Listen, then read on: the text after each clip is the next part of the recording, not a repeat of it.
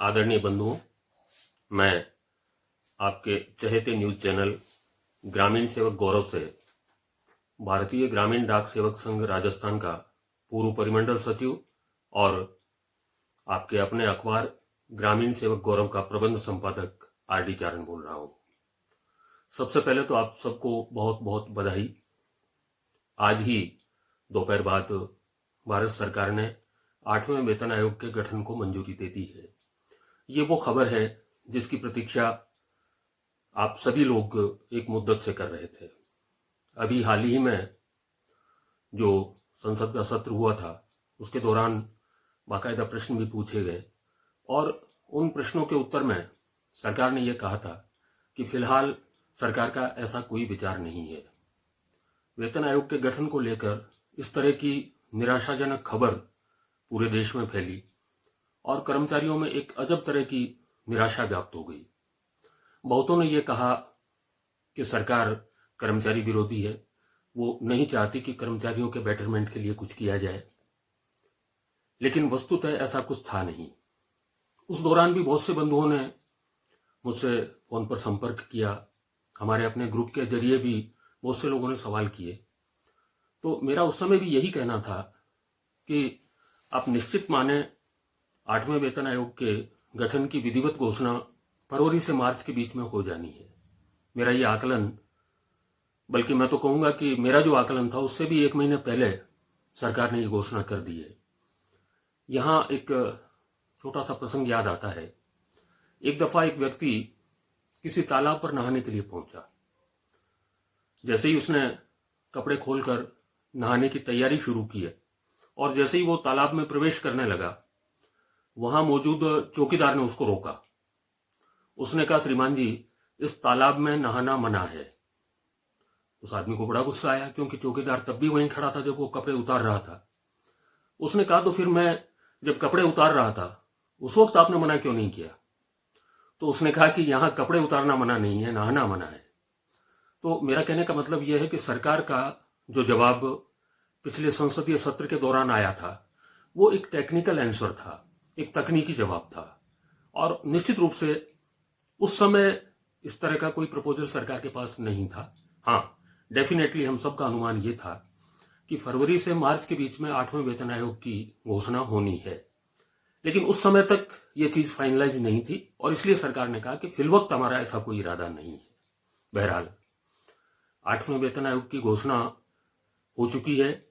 अब इसके अध्यक्ष पद पर किसे नियुक्त किया जाता है, सदस्य कौन होते हैं, टर्म्स और रेफरेंसेस क्या होते हैं, इसकी सेवा शर्तें क्या होती हैं, किस तरह से ये फंक्शन करेगा, कितने समय में इसकी रिपोर्ट आनी है और इसकी रिपोर्ट के लागू होने का वक्त तो केंद्रीय मंत्री और हमारे सरकार के प्रवक्ता अश्विनी वैष्णव जी पहले ही बता चुके हैं कि ये 2026 से लागू होना है। बहरहाल और एक अजीब तरह की स्थिति इस दौरान ये रहती है कि लोगों का अनुमान ये था कि अब तक के जो वेतन आयोग हैं, पिछले 7 वेतन आयोग, उनके गठन के बाद उनका कार्यकाल अमूमन औसतन बल्कि कहूं कि 2 से 2.5 साल के बीच में रहता आया है। लेकिन जैसा कि मैं पहले भी ये कहता रहा कि इस बार ऐसा नहीं होगा और इसमें अगर सबसे बड़ा योगदान है तो हमारी उन्नत टेक्निक का है। तकनीकी जिस तरह से तरक्की कर रही है, हम लोग साक्षी हैं पिछले 3 वेतन आयोगों के, जब से मैं सेवा में आया तब से। उस समय वेतन आयोग का जो प्रोसेस था काम करने की, उसकी जो कार्यविधि थी, उसमें होता यह था कि वेतन आयोग के अध्यक्ष और सदस्यगण जो है पूरे देश के दौरे करते थे। वो इसके जो स्टेक होल्डर्स हैं, इसके स्टेक होल्डर्स मानी भागीदार। अब वेतन आयोग में जो भागीदार हैं, सबसे पहले कर्मचारी, उसके बाद कर्मचारी संगठन, उसके बाद जनप्रतिनिधि, उसके बाद आम जनता और सरकार। इन तमाम जो स्टेक होल्डर्स हैं, इनके नुमाइंदों के साथ वेतन आयोग के प्रतिनिधि बैठकें करते हैं, उनके साथ विचार विनिमय होता है, बाकायदा जो है क्वेश्चनरीज तैयार होती हैं और सबसे बड़ी बात, एक डाटा प्रोसेस बहुत बड़े स्तर पर जो है वो आंकड़ों का संग्रहण होता है, जो एक मुश्किल काम है। बहुत ज़्यादा वक्त जो है, अधिकांश वक्त में बल्कि मैं कहूँगा कि इन आंकड़ों के संग्रहण में अब तक लगता रहा। लेकिन अब चूंकि सारा कुछ कंप्यूटराइज है, सब कुछ ऑनलाइन है, तो ऐसी स्थिति में आंकड़ों के संग्रहण में बहुत ज़्यादा समय नहीं लगना है। और इसलिए हम उम्मीद करते हैं कि अगर फरवरी में भी वेतन आयोग काम शुरू करता है तो अक्टूबर से दिसंबर के बीच में इसकी रिपोर्ट डेफिनेटली आ जानी है, इसमें कोई संशय नहीं है। और उसके बाद जनवरी 2026 से इसे इम्प्लीमेंट होना ही होना है। मैं आपकी जानकारी के लिए इसी पोस्ट में जानकारी दे दूं कि अब तक जो वेतन आयोग गठित हुए हैं उनका क्रमशः ब्यौरा मैं बेहतर होगा कि आपके सामने पढ़ दूं। पहला वेतन आयोग मई 1946 में गठित हुआ था और इसकी रिपोर्ट मई 1947 में आई थी। इसके बाद जो दूसरा वेतन आयोग है अगस्त 1957 में गठित हुआ था और अगस्त 1959 में इसकी रिपोर्ट आई थी। तीसरा वेतन आयोग अप्रैल 1970 में गठित हुआ और मार्च 1973 में इसकी रिपोर्ट आई। इसने सर्वाधिक समय जो है लिया था। चौथा वेतन आयोग जून 1983 में गठित हुआ।